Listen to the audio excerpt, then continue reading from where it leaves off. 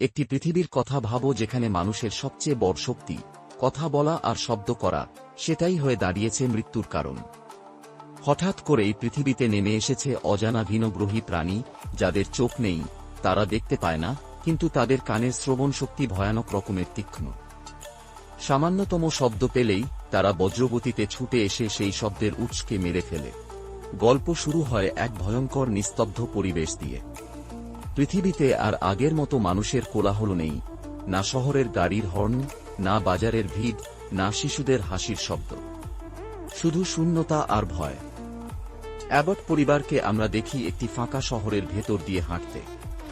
চারপাশে দোকানপাট খালি, রাস্তায় মানুষ নেই, ঘাসে ঢাকা পড়ে গেছে পথঘাট। শব্দ না হয়। রাস্তার উপরে বালির সরু লাইন টেনে রাখা হয়েছে, এটাই তাদের নিরাপদ পথ। কারণ মাটির ওপর সরাসরি হাঁটলে পায়ের শব্দ হতে পারে, আর সেই শব্দই মৃত্যুকে ডেকে আনতে পারে। পরিবারের প্রতিটি সদস্য খুব সাবধানী। তারা সবাই একটি পরিত্যক্ত দোকানের ভেতরে ঢোকে, খাবার আর ওষুধ সংগ্রহ করে। এই সময় বউ একটি খেলনা রকেট খুঁজে পায়। খেলনাটি দেখতে নিরীহ হলেও সেটি চালু হলে শব্দ বের হয়। বাবা লি বউকে ইশারায় বুঝিয়ে দেয়, এটা রাখা যাবে না, কারণ শব্দ করলে প্রাণীগুলো এসে পড়বে। সে ব্যাটারিগুলো খুলে আলাদা করে রাখে, কিন্তু ছোট্ট বাচ্চার মন তো খেলনার দিকে টানে। বেরোনোর সময় বউ গোপনে ব্যাটারি তুলে নেয়। পরিবার কিছু বুঝতে পারে না। সবাই যখন নিঃশব্দে বালির পথ ধরে বাড়ির দিকে হাঁটছে, হঠাৎ করেই শোনা যায় সেই খেলনার আওয়াজ। মুহূর্তের মধ্যে বউ খেলনাটি চালু করে ফেলে। পুরো পরিবার জমে যায় ভয়। মরিয়া হয়ে দৌড় দেয় ছেলের দিকে, কিন্তু ততক্ষণে দেরি হয়ে গেছে। জঙ্গলের দিক থেকে বজ্রগতিতে ছুটে আসে এক ভয়ঙ্কর প্রাণী, তীক্ষ্ণ কান আর ইস্পাতের মতো শক্তিশালী শরীর নিয়ে। কোনো দেরি না করে প্রাণীটি বুকে ধরে নিয়ে মেরে ফেলে। পরিবার বাকরুদ্ধ হয়ে যায়। রেগান অপরাধ বোধে ভেঙে পড়ে, আর লিয়েভলিনের চোখে জল জমে ওঠে। এই একটি ঘটনাই প্রমাণ করে, এই পৃথিবীতে শুধু একটি নিয়ম আছে, নিস্তব্ধ থাকো, নইলে মৃত্যু আসবেই। বউয়ের মৃত্যুর 1 বছরেরও বেশি সময় কেটে গেছে। অ্যাবট পরিবার এখন গ্রাম্য পরিবেশের একটি খামারে বাস করছে। চারপাশে ভয়ঙ্কর নীরবতা, কিন্তু এই খামারটাই তাদের ছোট্ট দুর্গ, যেখানে প্রতিদিনই নতুন করে বেঁচে থাকার সংগ্রাম চলে। খামারের প্রতিটি কোণা নিখুঁতভাবে সাজানো। বালির সরু পথ ঘর থেকে শুরু করে গোডাউন পর্যন্ত ছড়ানো, যাতে হাঁটার সময় শব্দ না হয়। এভলিনের গর্ভ এখন অনেকটা বড়। পরিবার জানে একটি নবজাতককে চুপ করিয়ে রাখা প্রায় অসম্ভব, তাই তারা আগেই তৈরি করছে একটি ছোট সাউন্ডপ্রুফ বাক্স, যেখানে শিশুকে রাখা হবে কাঁদতে শুরু করলে। বাক্সের ভেতর অক্সিজেন দেওয়ার জন্য একটি ছোট পাইপও বসানো হয়েছে। এভাবেই তারা প্রতিটি ঝুঁকির জন্য আগেভাগেই পরিকল্পনা করছে। লি শুধু পরিবারের জন্য খাবার জোগাড়ই করে না, বরং প্রযুক্তি ব্যবহার করে বাঁচার পথ খুঁজছে। সে নিজের হাতে রেডিও, মাইক্রোফোন আর হিয়ারিং ডিভাইস নিয়ে পরীক্ষা চালায়। তার সবচেয়ে বড় চিন্তা রেগানকে নিয়ে। মেয়েটি বধির বলে কিছুই শুনতে পারে না, আর সেই কারণে বাইরে থাকলে সে সবচেয়ে বেশি বিপদে পড়তে পারে। তাই লি বারবার চেষ্টা করে রেগানের জন্য নতুন হিয়ারিং এইড বানাতে, যদিও প্রতিবারই পুরোপুরি সফল হয় না। রেগান তার বাবার সাথে দূরত্ব অনুভব করে। সেভাবে বাবা তাকে ভালোবাসে না, কিংবা তার উপর বিশ্বাস নেই। আসলে লি তাকে রক্ষা করতেই এত কড়া নিয়ম মানাতে চায়। রেগান কিন্তু মনের মধ্যে বউয়ের মৃত্যুর জন্য ভীষণ অপরাধবোধে ভুগছে। সেভাবে খেলনাটা বউকে না দিলে হয়তো ও বেঁচে যেত। অন্যদিকে মার্কাস এখনো ছোট। সে বাইরে যেতে ভয় পায়, বিশেষ করে সেই প্রাণীগুলোর কারণে।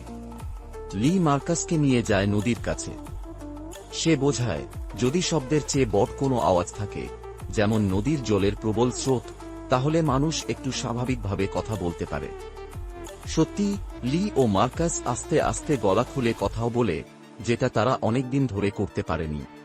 এটা দেখায়, সব শব্দ বিপদ নয়, যদি প্রকৃতির আওয়াজ তাকে ঢেকে দেয়। এদিকে বাড়িতে একা থাকে এভলিন।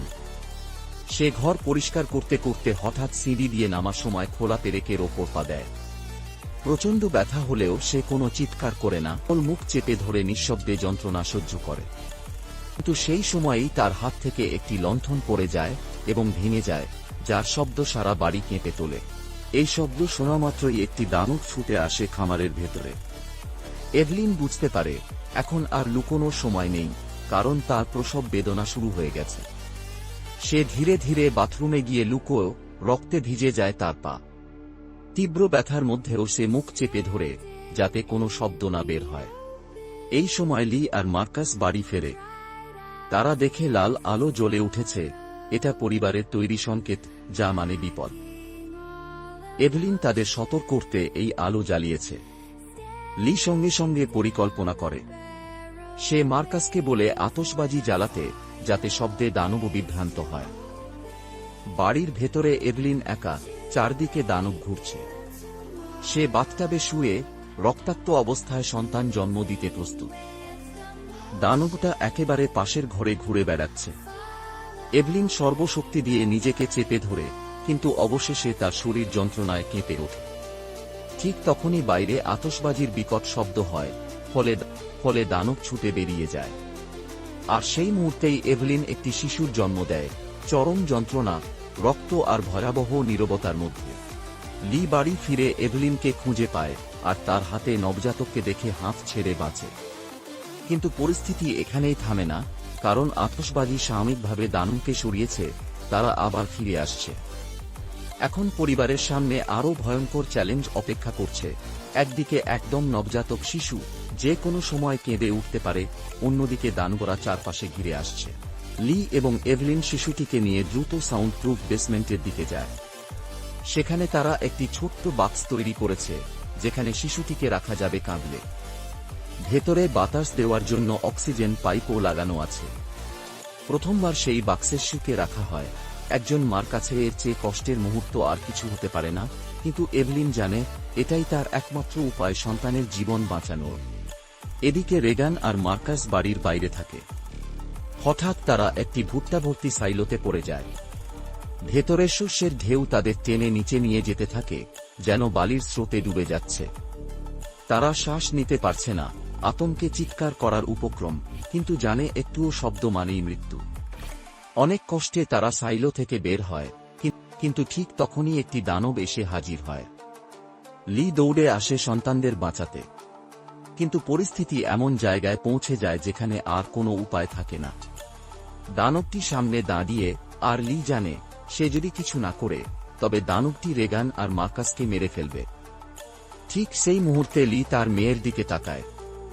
রেগান সবসময় মনে করত তার বাবা তাকে ভালোবাসে না। লির মৃত্যুতে পরিবার ভেঙে পড়ে, বিশেষ করে রেগান। এতদিন বাবার ভালোবাসা নিয়ে তার মনে সন্দেহ ছিল, কিন্তু শেষ মুহূর্তে বাবার আত্মত্যাগ তাকে নতুন শক্তি দেয়। সে বুঝতে পারে তার বেঁচে থাকার দায়িত্ব এখন তার কাঁধে। লির আত্মত্যাগের পর এক পরিবার একদিকে শোকে ভেঙে পড়ে, আবার অন্যদিকে তাদের সামনে দাঁড়িয়ে যায় বেঁচে থাকার সবচেয়ে কঠিন লড়াই। চারপাশে এখনো ঘুরে বেড়াচ্ছে সেই ভয়ঙ্কর প্রাণীগুলো, আর ঘরের ভেতরে আছে একেবারে নবজাতক শিশু। সামান্যতম কান্না বা আওয়াজ মানে নিশ্চিত মৃত্যু। রেগান বাবার রেখে যাওয়া যন্ত্রপাতি নিয়ে বসে। সে সব সময় ভেবেছিল বাবা তাকে দূরে সরিয়ে রেখেছে, ভালোবাসে না। কিন্তু এখন সে বুঝতে পারে বাবা আসলে তাকে রক্ষা করার জন্যই দিনরাত চেষ্টা করছিলেন। তার জন্যই নতুন নতুন হিয়ারিং এইড বানাচ্ছিলেন, যদিও সেগুলো পুরোপুরি কাজ করছিল না। এমন সময় একটি দানব আবার খামারের ভেতরে ঢুকে পড়ে। রেগান ভয়ে কুঁকড়ে যায়, কিন্তু হঠাৎ তার হিয়ারিং এইড থেকে তীক্ষ্ণ ফিডব্যাক শব্দ বের হতে শুরু করে। শব্দ এতটাই প্রবল যে দানব ব্যথায় কেঁপে ওঠে, মাথা ফাটিয়ে দেয়াল ভাঙতে থাকে। রেগান অবাক হয়ে যায়, এই প্রথম সে বুঝতে পারে দানবদের দুর্বলতা লুকিয়ে আছে তাদের অতিরিক্ত শ্রবণ শক্তিতেই। তার কান যত বেশি শব্দে ব্যথা পায়, তাদের শরীর ততটাই দুর্বল হয়ে পড়ে। রেগান দ্রুত হিয়ারিং এইডটিকে মাইক্রোফোনের সাথে জুড়ে দেয়। শব্দ আরও তীব্র হয়ে ওঠে। দানব কাতরাতে থাকে, আর তখনই এভলিন সুযোগ নিয়ে শটগান তুলে গুলি করে। মুহূর্তের মধ্যে দানবটি মাটিতে লুটিয়ে পড়ে। এই দৃশ্য শুধু একটা লড়াই নয়, এটা এক ধরনের বিজয়। কারণ এতদিন পরিবারটি কেবল পালিয়ে বেরিয়েছে, লুকিয়েছে, ভয় পেয়েছে। কিন্তু এবার তারা বুঝতে পেরেছে শত্রু অজেয় নয়, তাদের হারানোর উপায় আছে। ক্যামেরা তখন খামারের মনিটরে ফোকাস করে। দেখা যায় আরও কয়েকটি দানব দ্রুত খামারের দিকে এগিয়ে আসছে, বন্দুকের গুলির শব্দে আকৃষ্ট হয়। এভলিন শান্তভাবে বন্দুকের কার্তুজ ভরে নেয়, মুখে কোনো ভয় নেই। রেগানও হিয়ারিং এইড হাতে শক্ত করে ধরে প্রস্তুত হয়। স্ক্রিনে শেষবারের মতো দেখা যায় এভলিন বন্দুক কক করছে, রেগানের চোখে দৃঢ় সংকল্প। তারপর হঠাৎ দৃশ্য কালো হয়ে যায়। ভিডিওটি যদি ভালো লেগে থাকে তবে লাইক, কমেন্ট ও শেয়ার করতে ভুলবেন না। আর যদি আমাদের চ্যানেলে নতুন হয়ে থাকেন তবে অবশ্যই সাবস্ক্রাইব করে রাখুন, কারণ আমরা যখনই নতুন ভিডিও আপলোড করব সবার আগে পৌঁছে যাবে আপনাদের কাছে।